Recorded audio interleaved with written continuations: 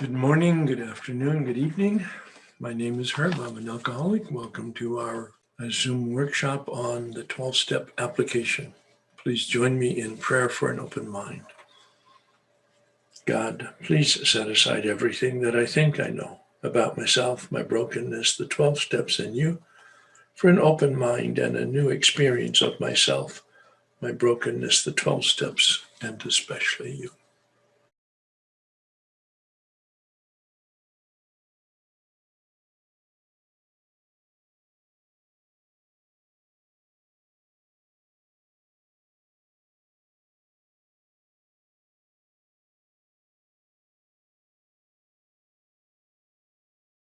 Please join me in the serenity prayer.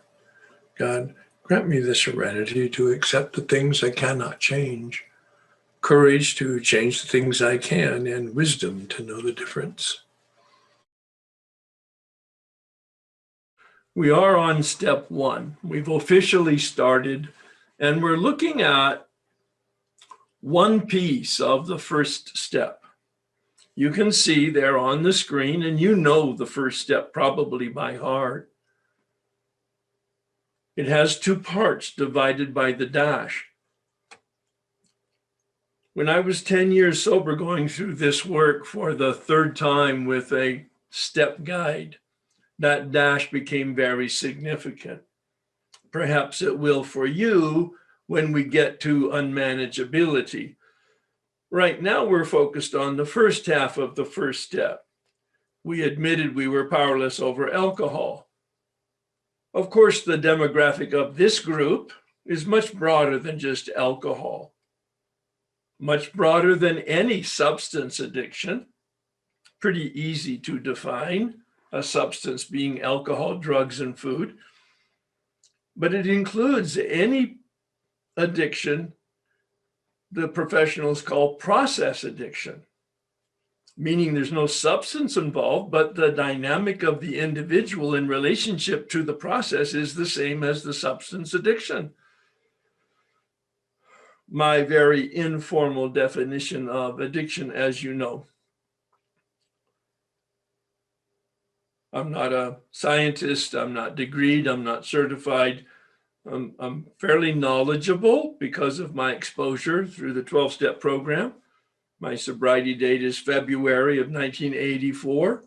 I just celebrated 37 years, and for the last 32,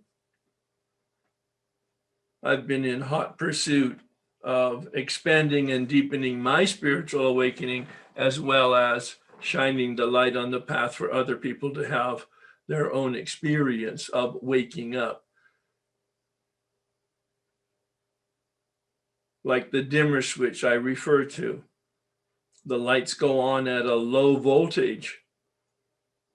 But if we stay gently pressed up against the dimmer switch with our activity one day at a time, one step at a time, one action at a time, taking direction from somebody who knows what they're doing, who similarly has had experience of using the steps as a methodology for waking up. We stay gently pressed up against the dimmer switch, and the lights get brighter. Addiction is a problem. That's why we've come to a 12-step fellowship. Addiction might be a process, and it's going to be interesting and a learning experience for all of us to hear the process addiction people talk about how they connect the dots, paralleling the substance addiction people, or especially the alcohol people. The big book was written for alcoholics by alcoholics, and we're interpreting it and broadening out the vocabulary to encompass everybody else that has a problem with addiction. That first half of the first step is about, as the doctor's opinion said, something's wrong with our body, something's wrong with our mind. Right now, we're focused on the first half of the first half of the first step. So the 2 parts of that first half, we're looking at the body, the doctor's opinion. Eventually, we'll look at the spiritual malady, a problem of the willpower, and a problem of the spirit, a spiritual malady. I keep saying it so that you get used to the model that I use to help you understand and then unpack your experience with step one so that you can have a more profound, a deeper experience with step one. Bill calls it the foundation upon which we're going to build a spiritual arch through which we're going to walk to a new freedom. All of those words come directly out of the big book, and you'll understand them in 4 months, 5 months, if you don't now. Step one is the foundation, step two is the cornerstone, and step three is the keystone. The next time we hear about the spiritual arch as at the end of the fifth step on page 75, and he says, now we've walked through the arch. Bill doesn't say this, the big book doesn't say this, but I'm assuming then that the building blocks of the component parts of step four are what constitute the arch. We look at resentment, we look at fear, we look at dishonesty, we look at secrets.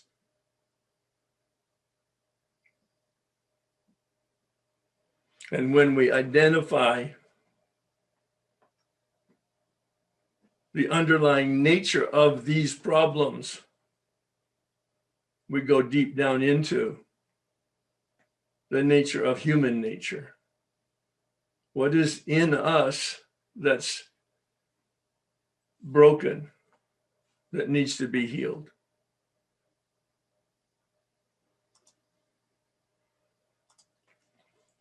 We become brain dead to the word powerless because we hear it and we use it all the time, and it becomes meaningless because we use it so many times in so many ways, and we don't think about it, we don't feel it, we don't experience it.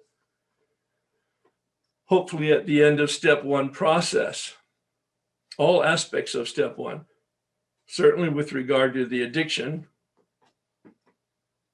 which is a presenting problem. It is a problem. It's just not the problem. The problem is unmanageability.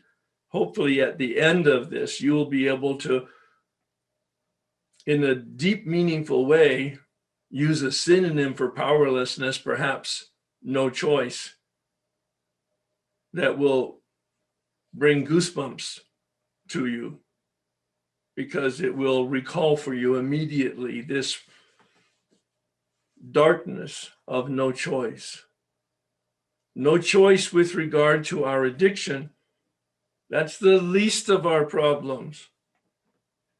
The most of our problems, the human problem, is that we have no choice with regard to our free will. Our free will is not free in many, many, many circumstances. And that's the unmanageability that Bill talks about in step 10, that we're not cured of, and that we have a daily reprieve of. That selfishness and self-centeredness, which is manifest in that resentment and that fear and that dishonesty and in keeping those secrets. Powerless. And we looked at the body. We are looking at it right now in the doctor's opinion. And he uses terms that we think we know, but I keep challenging you. And I hope you hear it. He uses the word allergy as a metaphor.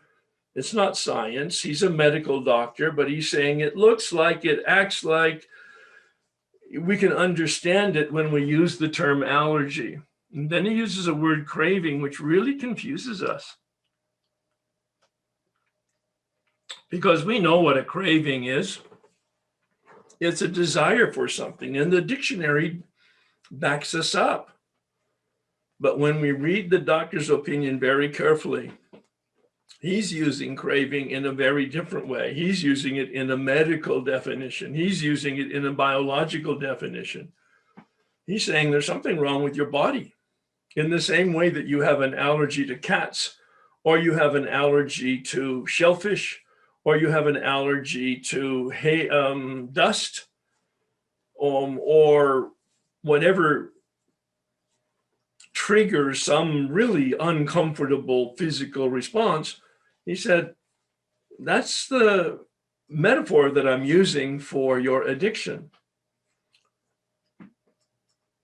When you engage, either by ingesting it, alcohol, drugs, or food, or beginning an action or a thought or a feeling, process addiction, something's released in your body, a chemical. He doesn't talk this specifically. So I'm trying to make his definitions and his vocabulary useful to us. I call it a biological mandate, a biological imperative.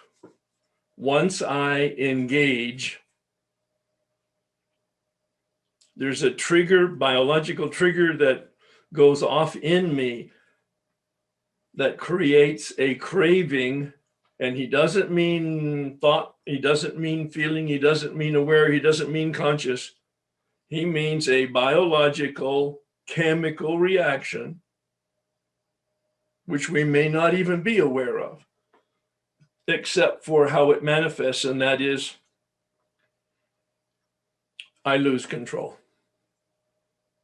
It's really simple. Everything after the first drink or the first action is predictable and a story, and it's not relevant. After the first drink, after the first engagement, after the first action, it's not relevant. Because there's only one word for you if you're an addict. You lose control. Now there's also obviously some variations on individuals here. I've mentioned my wife was a chronic alcoholic, and she grew into that after 10, 15 years of drinking on a daily basis. Then for the last 10 years of her drinking, she drank every day, and every day she drank till she passed out. Not mine. I did not drink every day. I would go a day or a week or a month without a drink. And when I did have a drink, probably over 50% of the time, even in the last year, I would have the one or two that I intended, and I would continue doing whatever it was I had intended to do. I call that a periodic. It obviously masks the truth from me or from anybody who can relate to that as a parallel experience. Once I take the drink, when the trigger is pulled, the craving begins, my chemicals demand more chemical of the alcohol, and I have what I call a compulsion. I don't know it, I don't feel it, I don't think it, I don't realize it. Even the next day, after 30 years of that experience periodically, I do not put the dots together. We're artificially separating the body and the mind because obviously there's something insane about that I didn't see, and I didn't put the dots together.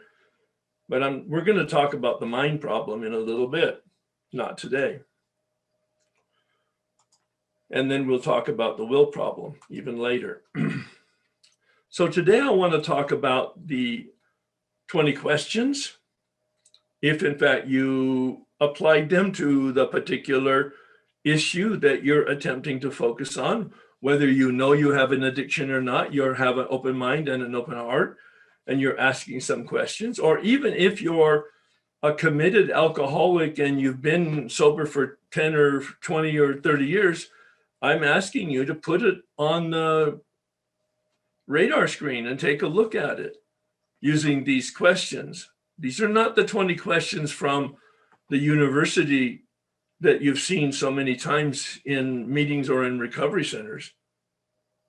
I use that as a springboard to develop my own questionnaire, which includes not only alcohol and drugs and food, but it also includes behavior, so that we can try to create a similar experience for the process addiction people. And then we're also going to take a look at and mostly spend the time looking at the worksheet on the body. It's not a test, please. It's a prompter. It's the most important thing for me was to get some information about the problem in the hospital program and to do an autobiography of my relationship with alcohol, not a general autobiography, as I've mentioned, but a specific autobiography of my relationship with alcohol, going from my first drink at age 12. What did I drink? How much did I drink? What happened when I drank? For the next 30 years, just the drinking episodes. What did I drink? When did I drink? How did I drink? How much did I drink? What happened?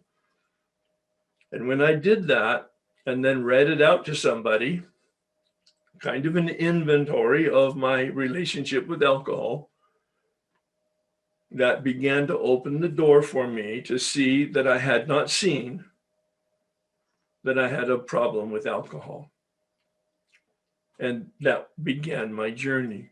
So this similarly is asking you to look specifically at your experience, not generally, not vaguely, not assuming that you're an alcoholic or that you're an Al-Anon, but what makes it so? What's my experience with addiction? The one I'm looking at or the one that I'm exploring looking at? Because there are many people here who have been in a 12-step program for an identified addiction, and now they know that there's trouble in their lives from some other possible behavior or substance.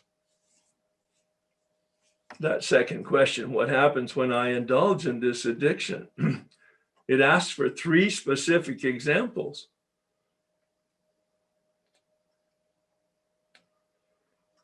In 1968, I was being entertained by a group of insurance executives for a luncheon, celebrating a case that I had given them and that we had successfully closed and helped an employer with. That was the work that I did for 40 years. I loved my work and I was good at it. And this was early in my career. We went to a luncheon and it was going to be a big celebration. There were 8 people, big round table, private room, and somebody was hosting it and they were buying and they brought in the wine and it was like wonderful. But I had a business meeting at 3:00 that I needed to leave for. And I was in training to become a therapist. I was in graduate school to become a psychologist. And I had that list of potential clients to look after in the evening. So I had a full afternoon and evening already pre-planned, big commitments.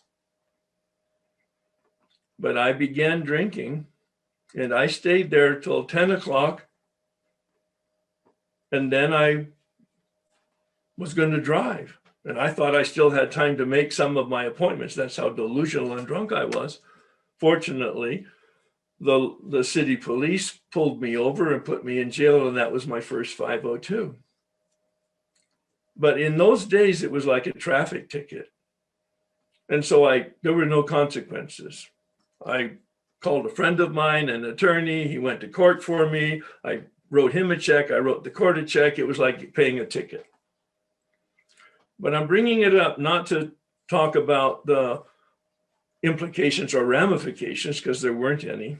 There was no thought at all for me, no embarrassment. Oh, a little embarrassment, but not so much that I connected it to drinking. But I look back on that, despite the fact I had lots of responsibilities, not the least of which was coming home to a family safe. But I had other responsibilities connected to my work and my educational ambitions and people's lives, and I just blew it off. The alcohol hijacked me. Once I began to drink, I lost control. The assignment, we're moving into the mind next week.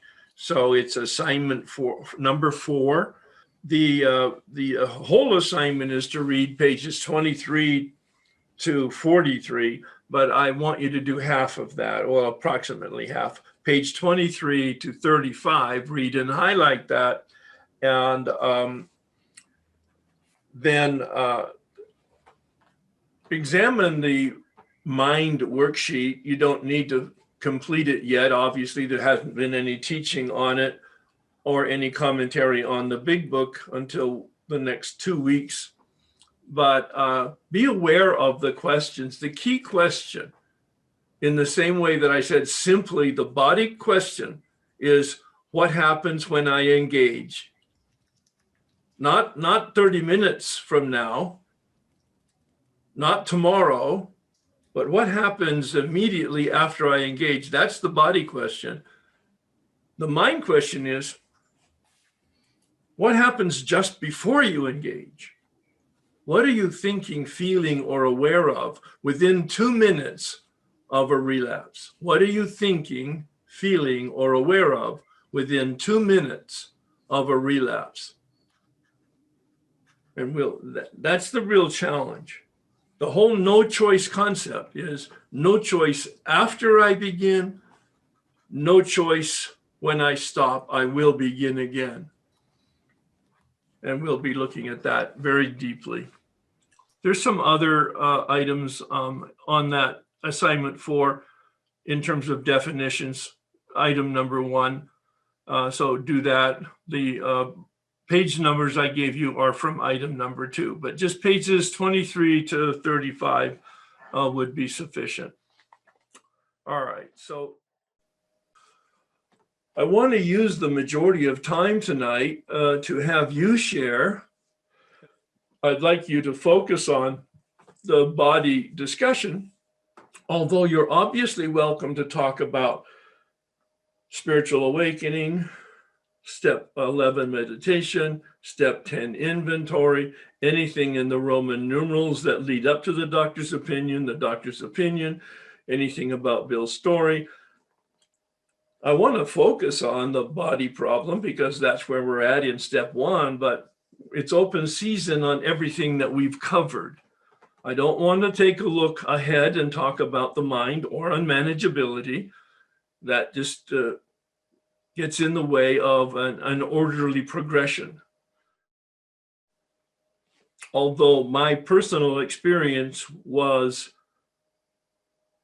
progressive over 3 different journeys through the steps with 3 different men over a 10-year period, I've brought that all together now, and I want to give you the progression in an orderly fashion over the next 3 months with regard to step 1. 2 or 3 classes ago, you had gone through, and you briefly mentioned it tonight, the archway and the keystone, and you highlighted those parts in the text. I was wondering if it's possible to get those page numbers again. Oh, yes. Page 47 for step 2 cornerstone, page 63 for, or maybe it's 62 for the keystone for the step 3, and page 75 for at the end of the step, at the step 5 conclusion. He talks about walking through the arch to a new freedom. Yeah, thank you. No, it's a great question. Thank you for asking. When I so I'm looking at the chart, the body, Yep. starting with abstinence and compulsion, Yep. craving and allergy. So I started drinking when I was 14, and I just had it, and I got high off it, and I loved it, and I kept doing it. Yeah. But that was the only reason that I drank. I didn't feel like I had necessarily a compulsion or a craving. Do you definitely have to, wait. It has nothing to do with how you feel. Okay. It has nothing to do with how you think. Okay. Are you in a 12-step program? Yes. Which one? I was doing Joe and Charlie's. No. Are you in a Oh. 12-step fellowship? Yes, it's this right here, isn't it? No, this isn't a 12-step fellowship. Okay. I don't understand your question. I'm sorry. Oh, then you're not in one. Okay. No, Now, well, yes. Do I attend meetings? And what am I kind part of of the fellowship? wait, what kind of meetings? AA daily reflections meetings. Oh, so you're in AA then? Yes, absolutely. Oh, that would be the answer to the question. What 12-step Okay. fellowship are you in? Oh, I'm okay. in AA. That's a Sorry. 12-step fellowship. Yes, it is. All right. All right. And how long have you been in it? Well, I quit drinking a year ago on March 9th. So I've been in it since March 9th. Well, why did you quit drinking? Because I couldn't get drunk anymore. Interesting. Mm, And it wasn't fun. I've heard that. I don't understand it, but it's many people's experience. So, yeah, that's not foreign information to me. So, when you were drinking, you said you started around 12 or 14 or whatever it 14. was. Mhm. Did you ever lose control of your drinking? Yes, many, many, many, many, many times. See, that's the only point here. Everything Okay. else you said is irrelevant. Okay. All right. See, because no, let me ask you a different question. Did you intend to lose control? No, Yeah. I had no control. Now we're getting some traction. I was powerlessness. I was powerless. I love to drink. I love the taste. I love the feeling. I drank. I never intended to lose control. I lost control regularly. Well, why? You're an intelligent man with lots of willpower, I'm assuming, in many other areas. Why did you lose control? I couldn't stop. Well, no, I understand that. But why?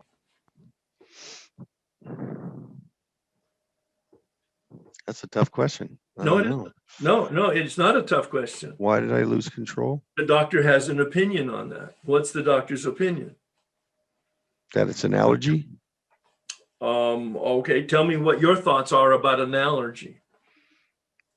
Well, literally an allergy means to be allergic to something. And what would happen if you're allergic to something? You'd get an adverse reaction if you did that. Exactly. So, An adverse biological reaction. yes. All right. So he also uses the term craving. What do you think he means by that? Well, when I think of craving, I think of chocolate. I understand that's what you think. That's what I'm trying to change. Okay. All right. All right. What have I spent time talking about in terms of the definition or the use of the word craving in the doctor's opinion? When does it occur? After the first drink. So that's not anticipating the first drink. Right. That's after the drink. Mm-hmm. I lose control. And Correct. he says there's something in your chemistry that's corrupt. Okay. You put alcohol into your chemistry and it sets you on fire. Right. And you want to douse it with more alcohol. I mean, you're not even thinking about it, but it's what you're doing. You're losing control. Yeah? That makes sense. Yep. Mm-hmm. Well, connect it to your experience. And that's where I asked you, did you ever lose control? Did you lose it more than once or twice? And you're saying, yeah, right. And the times that I joined AA, for God's sakes. That was 3. Yeah, right. The 20 questions, I'm in OA. I'm a compulsive overeater. I've been in OA in and out since 88. These questions were very juicy. And Good. I loved it. It's a juicy word. Yes, I love that word. And the body questions were wonderful. I know I'm a food addict. I have lots of examples, and I did that. What this led into with your process, I really started to question what's deeper, what else is going on. And I suddenly realized that I'm addicted to being codependent. Okay. And now I can hear every therapist I've ever had in my entire life laughing their ass off. You mean because you finally got it? Yeah, right. Yeah, because I finally got it. So, but when we're talking about the body and the addiction as an allergy, I don't know how to connect the codependency process to that. Tell me an example that you have of your own experience of codependency. Observable behavior. Yeah. One of them is there's a couple of nurses at work that I gossip with one about the other. Are you a nurse? Oh yeah. You're probably using a profession as a result of your codependency. I've had many therapists point that out to me. But it's a good thing. It's a good thing. The man who was my spiritual director said, Herb, you're a narcissist. He said, but you're doing a lot of good helping people. So keep that up. And that's helping your narcissism be managed. He said, God writes straight with crooked lines. I love that. Isn't that I love that quote. Yeah. Yeah. All right. So you have this relationship with the other nurses, or you don't, or you what? Where's the codependency? Where the codependency is, I'm cutting the other nurse down, and I feel so superior and la-di-da. Yeah. So now you're answering your own question, aren't you? Yeah, Yeah. You get some juice. I do. There you go. I do. Okay. It's probably biochemical. Yeah. Yeah. And we don't have to get scientific with it. And No. you use the word juicy, and that's exactly what you get from this feeling superior. Okay. You All right, that elevate makes your sense. mood. Mm-hmm. Yeah. Yeah. Number two, what happens when I indulge in this addiction? And I'm a food addict, allergic to flour, sugar, and quantities. And if I take one bite of sugar or flour, or if I eat an ounce less or an ounce more, Yeah. in my mind, it triggers this obsessive, compulsive, addictive thinking of more and more and more, opening cupboards, eating things that I normally wouldn't eat, binging when I normally never binged in my life until I, figured out I was a food addict. I didn't know I was a food addict for many years. And it changes my behavior Yeah. so bad. I become abusive verbally. Yeah.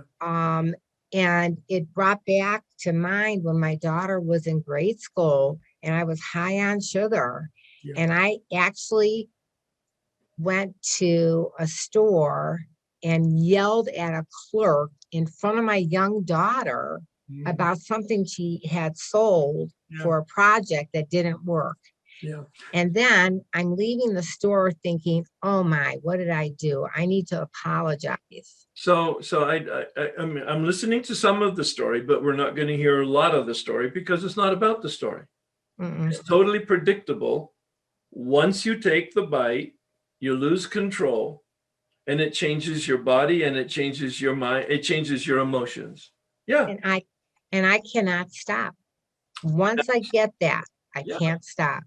And so again, the doctor's opinion says that he has an opinion about why you can't stop. What's your understanding now of it from the discussions that we've been having? Why can't you stop? Well, I have an allergy and it creates a craving and it's a chemical imbalance. I mean, I cannot process it like I used to years ago. Like I years ago, I don't think I was a food addict when I was young. Yeah, it's a progressive. Somewhere along the line, I passed the ability to say no. Somehow. And what you also illustrated, and thank you for sharing it, is that it's not just the body. It does affect the emotions. It does affect the thinking. We're artificially making separations between the body and the mind, very artificially, so that we can understand the separate components. So I'm not even going to talk about the emotions and the mind part, because I want to stay with the body part. And then the next time I'm going to give the assignment later on to move into the mind for our discussion next week. Okay. Yeah. And just like an allergy to, like I'm allergic to preservatives, metabisulfites. And if I take this preservative, it affects my body chemically. Yeah. And I can literally say I blow up. Yeah. Literally, I get heavy Yeah.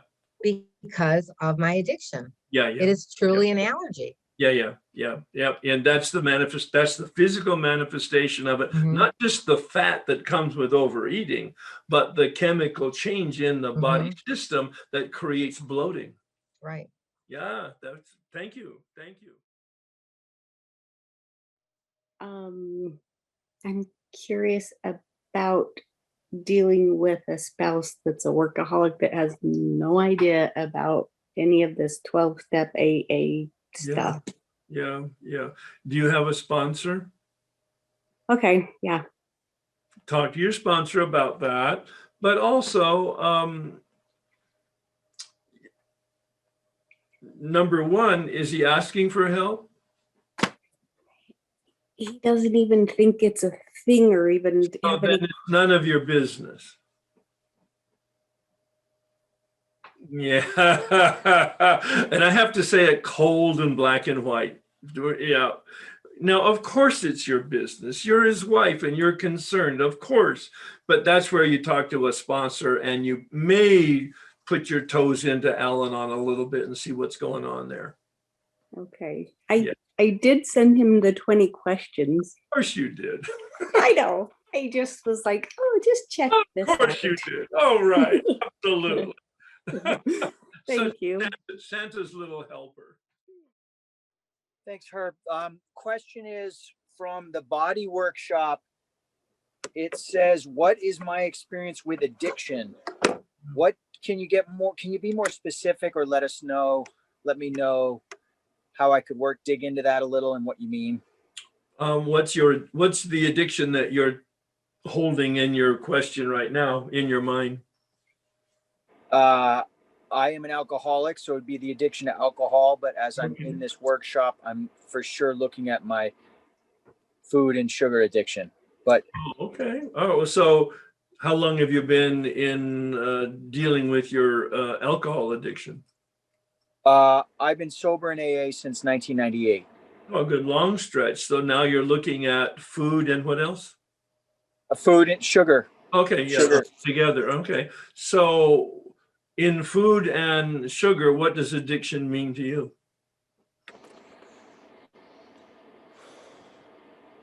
It means I can't stop. I can't stop with it. Do you have a specific example in your head right now as you're thinking about it? A very specific example about where you lost control? Yeah. After dinner tonight, I had in the course of the last 3 months, I put on 25 pounds from eating compulsively. And after dinner tonight, before I got on this workshop, I had one ice cream thing. And then I came back here to attend the session and I went and got 2 more. So it's just like.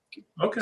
All right. So that's an example. Yeah. Are you in a food program at this point, or you're just concerned and considering? I have been in a food program over the years. I don't like being in food programs. All right. So you're not in a food program right now. Correct. That's correct. But you're concerned about your relationship with food. Yes, that's correct. And what was your intention with regard to the first dish of ice cream? What was my intention? Yeah. Dessert. You were going to have dessert, right? Yeah. Yeah. Did it include 2 more bowls after that? Your original intention? No, it did. That was. Oh, Maybe in the back of my head because I purchased the stuff. I purchased the things. Do you always eat everything you purchase at once? No. Oh, so this is different then. Yeah. Okay. So are you answering your question now? What is my experience with addiction? I suppose that's what you mean. Well, I don't know what you call it. You intended to have a bowl of ice cream. You're concerned about gaining 40 pounds and you went back for 2 more bowls. Yeah. That's a real healthy attitude. that's my experience of addiction then is. Well, I don't know. I don't know. That would be, I don't judge that. It's Yeah. up to you. Is that behavior that you intended? It's really hard to lose weight on 3 bowls of ice cream a night. Although you could do it by eliminating everything else. All right. Got it. All right. So thanks very much. Thanks, sir. Coming from an Al-Anon perspective, Right. issues with control and anger. Thank you. Received a phone call triggered me, and like that I started to spiral. So what was the nature of the phone call that triggered you?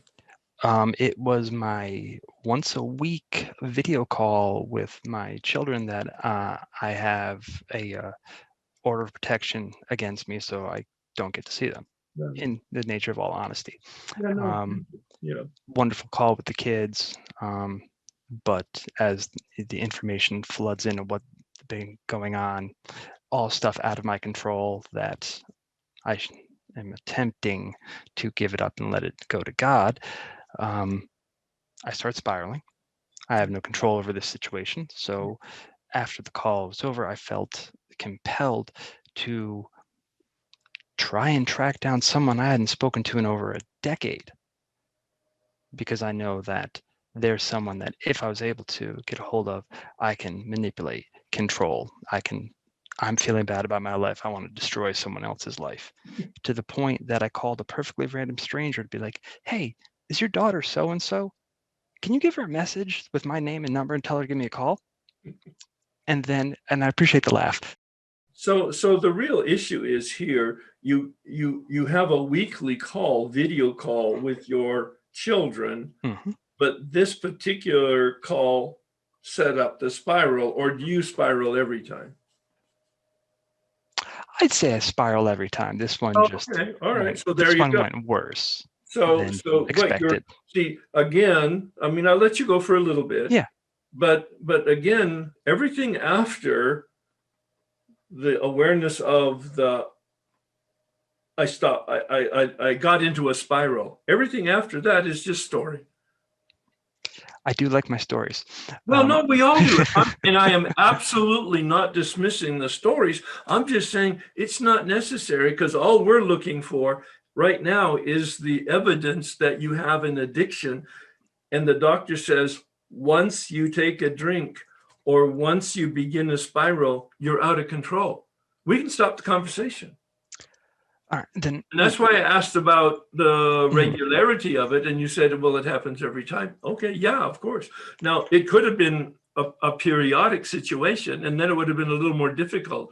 But when it's happening every time, then yeah, there's pretty conclusive. You have this, whatever it is, and that's up to you to now to what the trigger points are to kind of come to grips with that as we go through this work. And I do not drink. I do not use drugs. I do not have the luxury of saying I also have a substance addiction or anything. This is pure, unadulterated inner madness. Well, okay. I mean, a bit dramatic, but no, I'm very dramatic. I'm a drama factory. No, you're a run-of-the-mill, not very special addict. You just happen to have a codependency. You have an Al-Anon codependency here. And you have this little trigger thing, not little, I'm not dismissing it, but it's like everybody else's. You're not unique and special, although you have this constellation of stuff that goes on that creates an awful lot of suffering for you and other people. Why do I love the suffering? Why do I love causing the suffering? Not only to myself, but other people. I don't know the answer yet, but it's a gift that you have the question. And you'll hear me say that regularly. It's not a dodge. I really sincerely mean it. The question is so important that you have it, and I could hear it. It's resonating deeply in your soul, that question. And as you unpack step 1, you might, but probably not get an answer. But as you unpack step 4, you will definitely get an answer to that question. Understood. All right, Yeah. Herb, thank you as always. No, thanks. Wonderful conversation. Just wanted to say Yeah. that, Yeah. again, concentrating on this here in your lectures has made me aware suddenly that I have something I hadn't known I felt before. Well, I'm sure I felt it before. again, it's helping you have a question here because you're observing some behavior that you suspect is potentially going to lead to trouble. So you're asking a question. Okay, so what's going on? Wonderful. That's Yeah, great. it's not the behavior, it's the physiological reaction. I mean, like we get from alcohol or from rescuing somebody. Right. And right. that got me into trouble, but so far I don't know about this yet. Anyway, that's all I wanted. Yeah. Thank Well, you. Yeah, but so it's wonderful that you're in the workshop so that you can have the question so that you can intervene on yourself before you get in trouble. Thanks very much. That's absolutely true enough to thank you for that.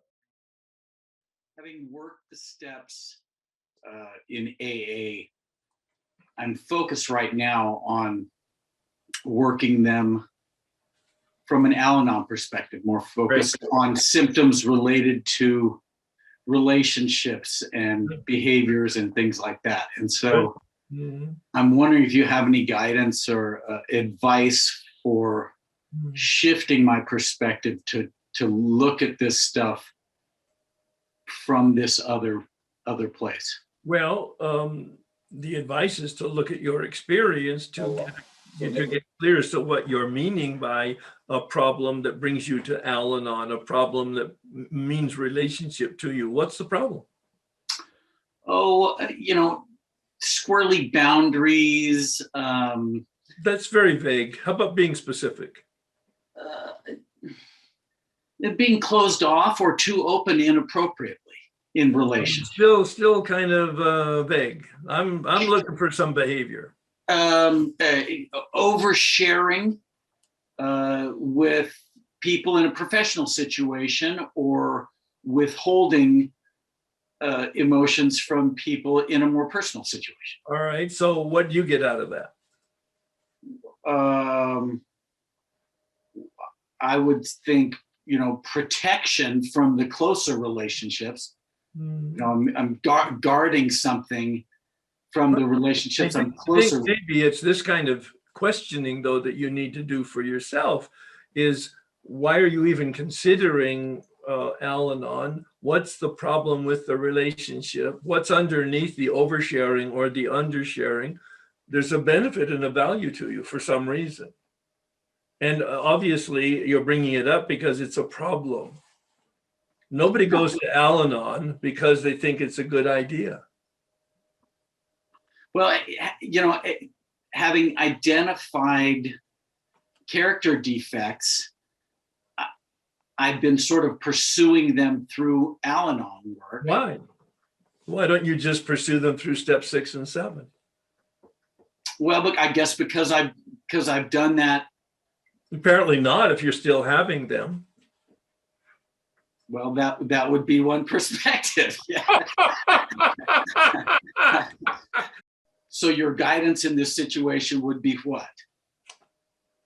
Continue asking questions about why you're thinking about Al-Anon. What really is but get away from this vagary business. Get specific. What's the nature of the behavior? What's the nature of the thought? What's the nature of the feelings that is giving you this sense that there's something amiss? I mean, I actually don't know, but I'm challenging you and the balance of the group here, especially the Al-Anons, to come forth with the vocabulary, with the experiences, because it's not my vocabulary, it's not my experience, and they can probably help you, and then you can help me develop some more experience to help people like yourself get the vocabulary and the experience. Does that all make sense? Absolutely, that would be ideal. Yeah. So I'm so glad that you shared, but here's the suggestion that you asked for is get much more specific with what you think is the source of the problem. And stay with those questions and then listen to people's responses who might be in Al-Anon or CODA or adult children of alcoholic or something along the relationship line. All right. Thank you. I just wanted to, I'll quickly say, I'll give an example in Al-Anon of what happens when I am using is someone will have a crisis situation. I will come to their aid. I will do everything in my power to help solve that crisis. I will drop all of my responsibilities. I will get a high and I lose time. And so that's where the under earning comes in for me. And But the like key there, though, there's a feeling of rush, elation, a yeah, rush, uh-huh. adrenaline of some kind. I don't want to put any chemical terms on it, but stay with the general terms. So that's what you're getting out of it. Yeah. Correct. And it actually does include, I'm getting a dopamine hit.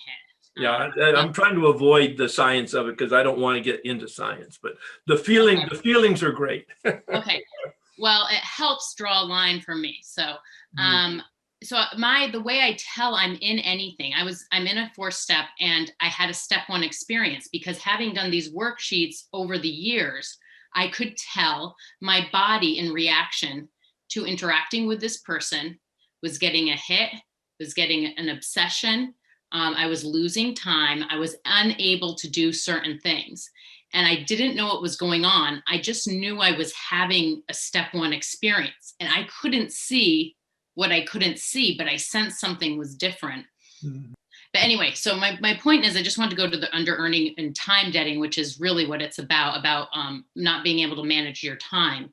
And for me, it really is all the symptoms of under earning are the symptoms of ADHD, which I have. And it's more like when I start, I can't keep going is kind of the difficult thing here. And it is avoidance, but I cannot plan. I cannot estimate time well. I cannot prioritize. And it's only when I realized that I had no choice over what was happening that I was able to get out of the shame of you should. Right. This is an excuse. You should be able to do this. But once I do that and I connect, because as soon as I go to no choice, I connect. And I did have a conversation with her the other day, however, where it was clear to me that, some people might see something as an explanation and some people might see as an excuse. And that's each person's determination. Right. However, I did realize that since you don't have this issue, just like an alcoholic can only help an alcoholic. Yes. I understood in that moment when I was talking to you that I don't need to explain to you. Yeah. And it was such a helpful cure for my codependency. Right. In that moment, something got lifted of like, oh, I don't need him to get it because I know. And the excuse for me that was coming up was me needing to prove or show to someone else what's going on with me in order to address it. See, and the benefit of that is you're able to do that for 2 reasons, or at least 2. Number 1 is you have some information now about how you work internally. And number 2, you have some experience now of actually being able to understand it and cope with it and deal with it effectively. Not all the time, but at least you have some. And so I'm saying that for everybody else's sake, we get this information and we get some experience and we're able to deal more effectively with ourselves. And the last thing I'll say is another thing you really enunciated in that call was like, this is your process and you need help. Like you need help, ask for the help you need. And that's up to you. Yeah. That's your responsibility. And so I also do, I have needed outside help and I have needed things that have been essential in this process because this is work. Yeah. It's hard work. And I owe it to myself to get the support I need. And thanks, Herb. Thanks so much. My question is kind of twofold, and it gets into your body questions and the questionnaire. And you often hear people talk about an addictive personality, and I don't know if on your 20 questions, if you start answering yes, yes, yes, yes, yes, yes, and then you start, the default answer is yes. Wait, let's stay with that, because what you're saying is people think it's a test and they want to get through it and they're taking the easier, softer way. And that's not what it is. It's not a test. it's a challenge. It's an opportunity for you to ask the question of yourself experientially, not here in your head, not here in how you feel, but how do your feet move in relationship to the question? So I'm hoping that's what people will do. And I don't believe in the addictive personality. Okay. I'm not a psychologist, but maybe they do. Well, I wondered about that because I answered yes to a lot of, well, to basically all of the questions. I'd have to double check to see what my percentage is. But when I also did the body and I started looking at the body question, I fall in more than one camp from once I start, I can't stop. Yeah. And I'm wondering how to parse that together, because I've often heard people talk about you need to focus on your primary addiction. I agree with that. So what is primary addiction to you? Like, how do you, because all these things I'm cause an me a alcoholic. problem? I'm an alcoholic. There's a high likelihood I have a codependent component in me.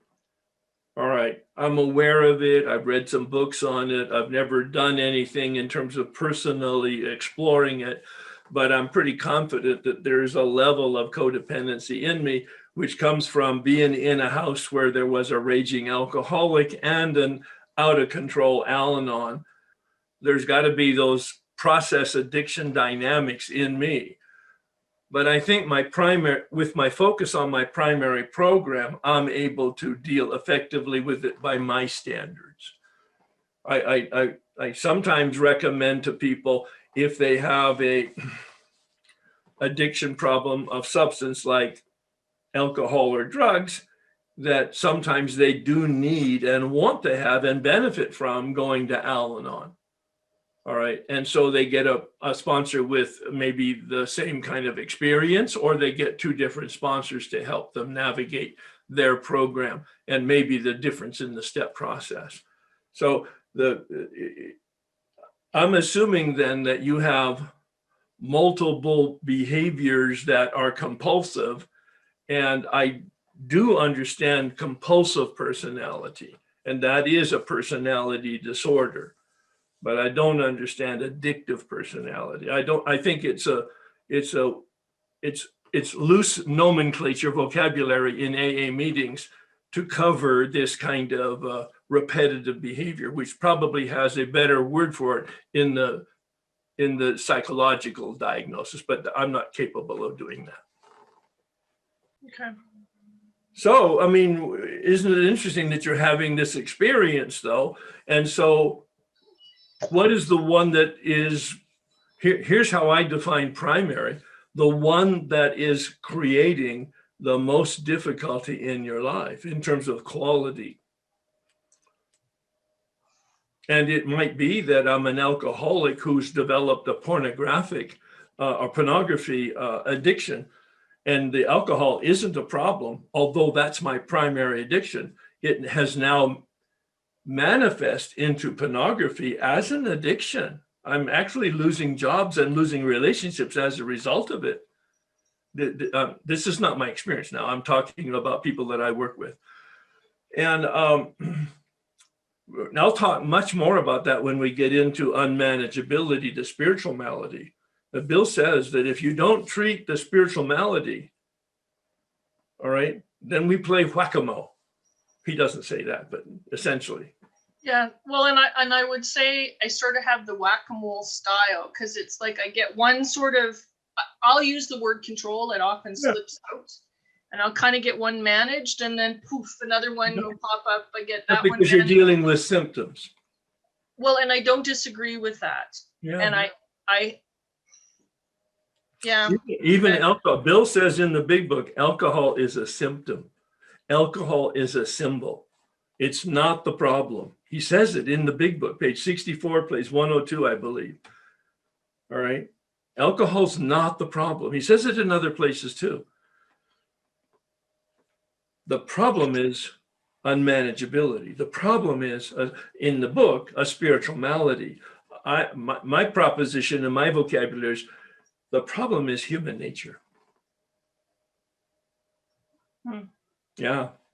And we'll see that when I unpack unmanageability, and then you'll make up your own mind as to the vocabulary that you want to use concerning spiritual or human.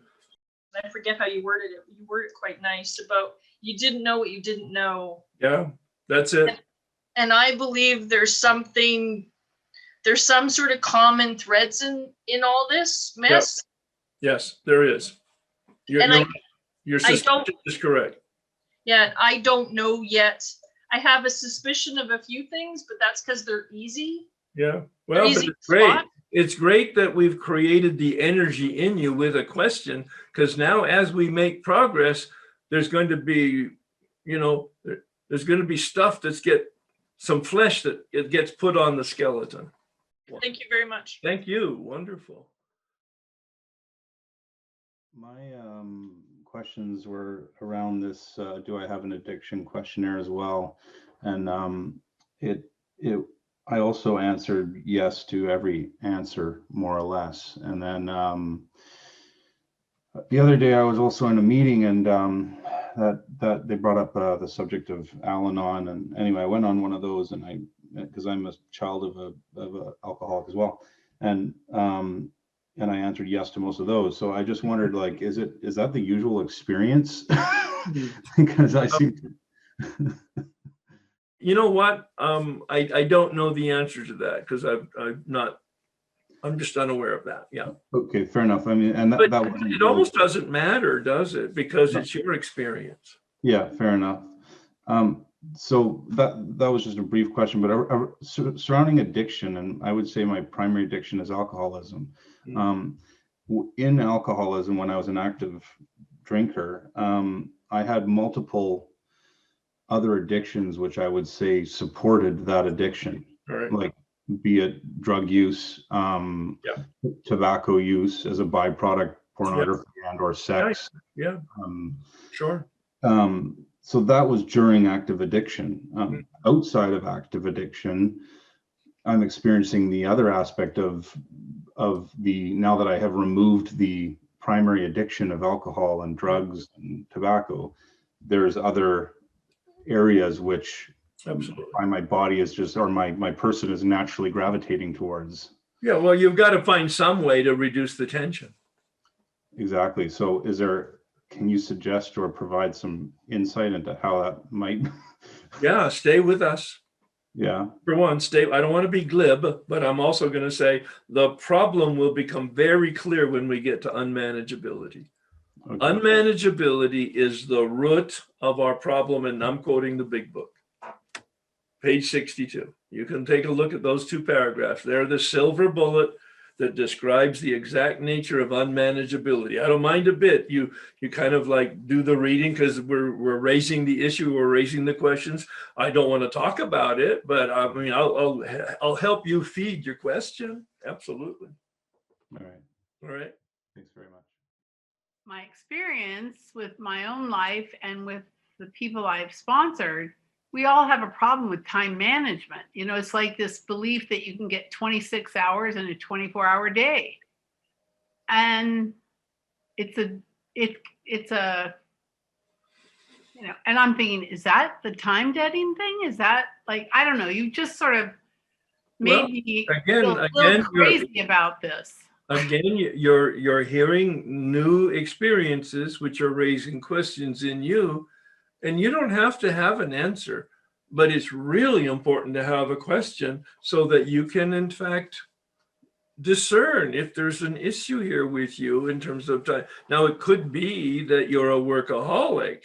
Well, I was a very adamant practicing workaholic before I retired. Yes. And I was in therapy over being a workaholic. And I had to have rules about how I changed my life. There you go. Well, how is it? Is it manifesting in your retirement? Well, I think what is happening is I have this, I continually am scheduling, and I'm being efficient with my time. Oh. And I mean, I really do know that some days when I get everything I wanted to get done in a less than I thought it might take me. I mean, I get a high over that. I just get like, I I want to lay down on the couch and call people and say, you can't believe what I accomplished today. It's, and I'm thinking, oh shit, I still relate. there. Yeah. Well, it's only a problem if it's a problem. Yeah. So So awareness. you have to ask it, does it diminish the quality of your life? The moment it begins diminishing the quality of your life, meaning a relationship with yourself and other people, I think then it diminishes my relationships with other people because I often choose to do it alone so I don't have to deal with other people being late or not wanting to. well, you'll look at all of that, and then what came out of this for me was an awareness of what balance means. Now, I'm not always in balance. It's very elusive for me. Mhm. But I've known what it means now for about 30 years. And if anything, that's my chronic target every day, is to try to be in balance. Ever since I could remember as a little girl, I was out of control with my food addiction. And where, at 14, I was just so huge that bulimia was my option. And my first drink was my first drunk. So, I mean, like blacked out, passed out, like, So what fellowship are you in? I'm in a number of fellowships, Herb. What's your primary one?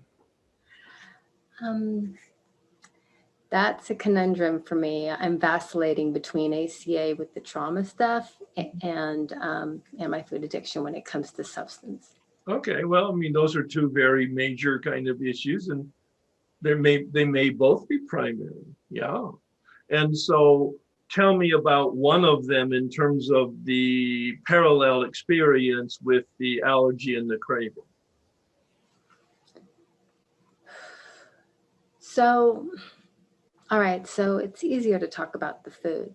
Yes, it is, actually, yes. Because, it's very tangible of, like I can go shopping, or I can just walk somewhere and then all of a sudden my mind would see, what's there, in front of me, substance. And if all of a sudden my mind pays attention to it, like longer than 3 seconds, basically, where I stare at it, it's like, I do catch myself today to go, whoa, what am I looking at that for? Like that's poison. So there's no reason to look at that. But most of the time I don't find myself looking at it. And it's, why am I looking at it all of a sudden? That's the thing that gets me. Well, we'll be talking about that more relevantly, I believe, in the mind problem. But let's assume that you're in your food addiction 12-step program because you do lose control. Do you have a memory of an experience that you can relate to us about intending to have a bite and losing control?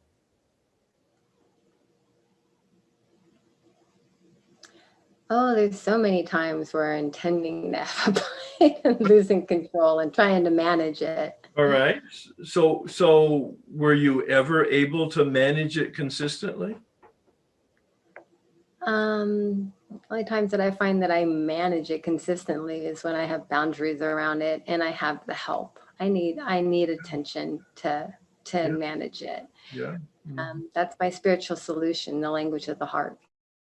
Are there any foods that in fact you find it impossible to manage, even with help and boundaries? If you want to call them foods. Sure, let's just talk about the equivalent of alcohol, cheese pizza, right? All right. So what happens when you have a piece of cheese pizza? You're going to have 1 or 2 slices of cheese pizza because that's all I need for lunch or for dinner. And what happens? I don't just have one. I want more and I want more and I want more and I want more. And I want this and I want that and I want, the floodgates. And you lose control. And it's more than I want. It's like I'm doing it without much thought at all or without much awareness or any feeling. Knowing that I knowing that I'm an addict, and then I suffer from this malady. I don't try to fight it. I just go with it. The only thing I can do is like try to save my life through purging, because I know it's out of control and I know that I'll overdose. Sure. Yeah. And I did with alcohol too. I But overdosed and I didn't. again, it's so easy for us to slip into the story and the consequences, neither of which are relevant. It's, I wanted to have 1 or 2 pieces of pizza and I was never able to control it. What's that? I mean, you're smart, you've got willpower in many other areas of your life. Why can't you do that? In fact, you've got willpower to have help and boundaries in other foods, but not with that particular one. And so, and this is not necessarily a question to you, it's more a rhetorical question for you to reflect on your experience. This is the example of no choice. This is the example of the doctor's opinion that there is something in your body chemistry that creates a trigger for this particular food that makes it impossible for you to stop once you start. That's what we mean by no choice. Yeah. On the body worksheet, when you first assigned it a couple of weeks ago, I did it really quickly. I thought, oh, I know I'm a food addict. I don't need any more help with this. And I answered it very quickly and very superficially. And last week, when you said, treat it like an autobiography, I sat down with it again. And for the first question, I may have written 3 or 4 pages. Wow. And I wouldn't have thought that.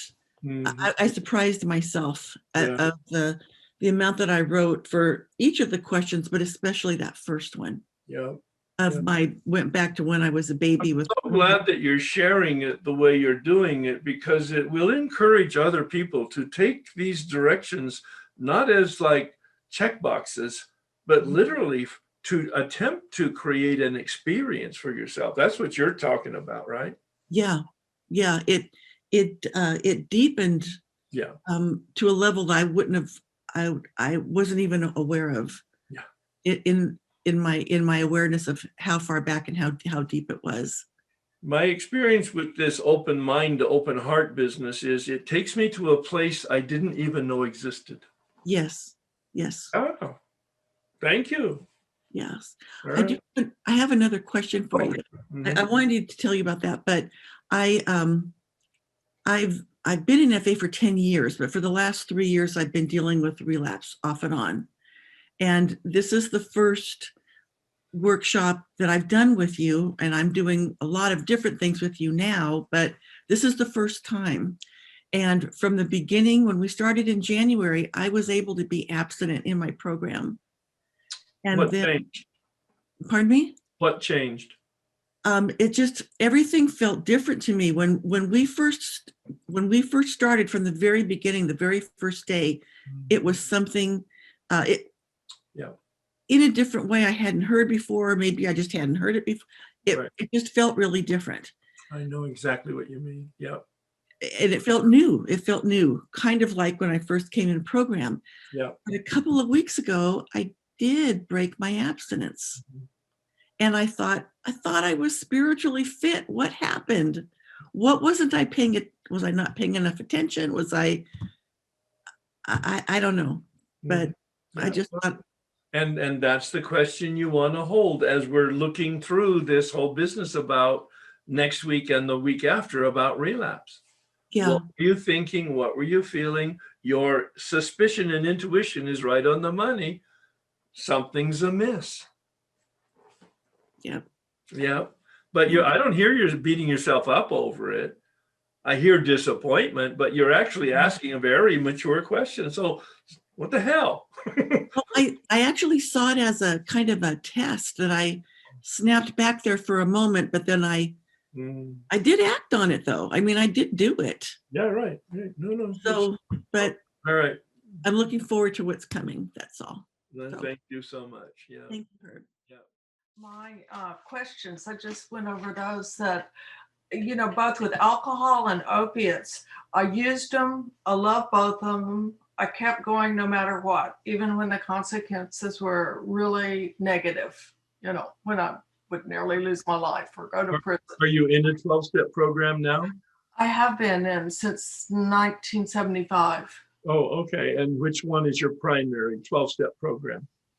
Right now, the PA, Pills Anonymous, and AA. I go to both, really. All right. And it sounds like you're recently in Pills Anonymous? It just recently started in Houston, but when I went to AA, I was also abstinent from everything. Oh, you know? I see. Okay. And so did you have a question for us?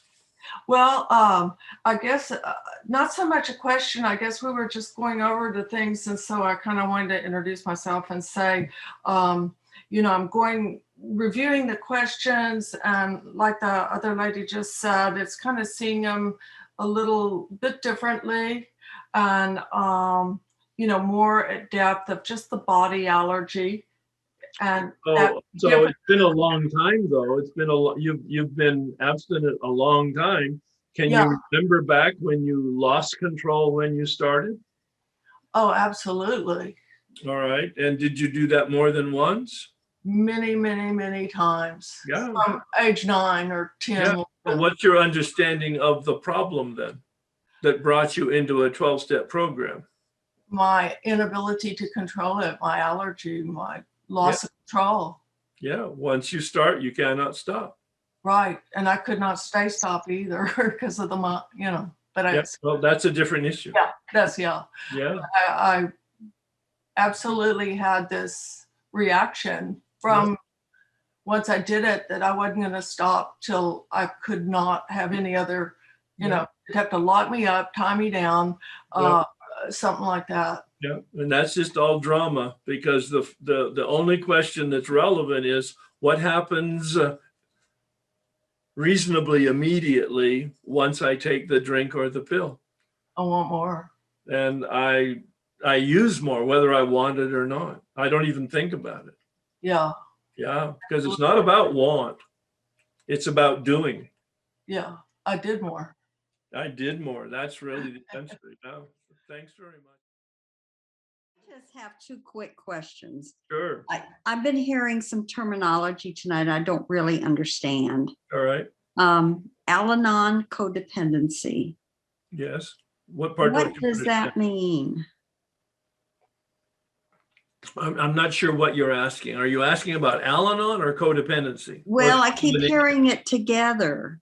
Well, what is your understanding of codependency? Well, codependency I see as being dependent upon something else. Well, I'm an alcoholic. I was dependent on alcohol. That's not codependency. Okay, so what is codependency then? Well, that's a conversation, a side issue. You could look that up, by the way. Okay. But my understanding is it's getting my sense of value from what other people think of me. And that's part of a symptomatic of an Al-Anon, but it might only be part of it. So yeah, and those things you can look up on your own. Okay. I just had a question. I'm kind of, as I'm listening to this and going through these questions, my main draw here was for alcohol, and I'm in a 12-step program for AA. Yes. And I'm seeing more of a food addict. And so I'm wondering if it even matters if I find the primary right now, or if I just keep going forward with alcohol, or if that even matters at this point. How long have you been in AA? I just got 90 days, 3 days ago. I would focus on AA. Okay. Yeah, congratulations. Wonderful. You got some traction. Stay with that one. And I do believe it will have what we call a halo effect. The work that you do with regard to this workshop in your direct focus on alcohol will have a benefit to you in any other area. Okay. But focus on the alcohol right now. With 90 days, you just got so many new experiences to have. Okay. And do you have a sponsor? I do. Great. And you might talk to the sponsor about that. All right. Okay. Perfect. Thank you. Thanks. Wonderful question. Great. You have sort of given me new ways to see myself that I have not seen myself before or looked at myself. I have been like 17 years in with food addiction. I have, as I said before, I break a lot, and that is known as a chronic relapser, which I don't like that term. And also the idea that I may be a periodic food addict, which scares the hell out of me because, last night you said something like when addict is an addict is an addict. You just don't know when you're going to go off. Yeah. And that's why I did the 20 questions really carefully. I mean, instead of the yes, no, yes, no, yes, no, yes, yes, yes, yes, yes, no, no. I actually wrote a lot about each question, and I am a food addict. No question. But you said that that you get a high from eating, and and through the years, part of me, like when I break, instead of continuing down the rabbit hole and just eating more and condemning myself or whatever, I'm able to maybe I'm kidding myself. I'm able to learn to forgive myself, to ask God to forgive myself and ask myself to forgive myself and like to move on. But the question I think is, I was trying to think, what is my question? When I do eat more than quantities, okay, and binge foods and that, the hit, you talked about a hit, and I wonder if my hit is not like the shoulders going down 4 inches or that. I think my hit is the self-loathing and despair. That's sort of I don't know, it keeps me in a place that I'm familiar with. There's something, I have no idea. But is it possible to have a hit or something that is not dopamine, whatever, that is just... Well, again, you're asking the great questions. Keep with the questions and see what this process reveals to you. The mind work that we will do will be much more interesting and much more subtle. And it could help with giving you some information and or an experience that will help you answer that question. All right. Okay, thanks a lot. I appreciate taking the time. When I start losing touch or with experiencing the promises, that's usually a warning sign that I got to come back to this workshop. And I've been doing this every 3 years, and it's about time that I've done it. And this time coming back, the first thing I kind of noticed was that, these process addictions, because I thought my solution to get back to experience the promises was to come back and do the work as an alcoholic. Mm-hmm. But now I'm wondering, am I supposed to approach this through the prism of a process addiction? Specifically, am I addicted to anxiety? The past 6 weeks, I've been having anxiety attacks, just increasing. And everything I try to do to alleviate them in kind of a physiological sense is not working. So when the couple times I've come back to the workshop, I'm noticing that, anxiety can also be an addiction, or is that a symptom of untreated dry alcoholism? Well, see, it's wonderful that, and I'm sort of repeating myself a lot tonight, that you have the question, and there's no downside to exactly the juxtaposition of questions that you just asked. Is it something on its own that's beginning to go like crabgrass, or is it in fact that I haven't dealt or continued to deal or foster my original issue and in terms of my unmanageability, spiritual malady? Just hold those questions, continue doing this work in step one that we'll do. And I'm confident at the end of the step one work, you will have a conclusion that will be very satisfactory. I went through the 20 question questionnaire with the hat of an alcoholic, very easy to answer. Yep. And then I said, hey, am I an anxiety addict? And I started answering them. And of course, the answers came out different. Mm-hmm. And hence the question I asked was, how am I supposed to, or what prism? And I hear what you're saying is just stick with it. But do I use a prism in order to approach? The prism of set aside prayer is what I would be suggesting.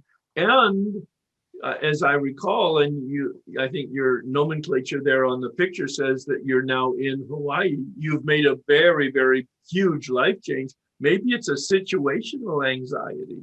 So just keep in mind that, we're human beings and lots of parts may be misfiring right now. They are. Yeah. It's great to have you with us again. Good. Please join me in the serenity prayer. We'll bring it to conclusion. Please join me. God, grant me the serenity to accept the things I cannot change, courage to change the things I can, and wisdom to know the difference.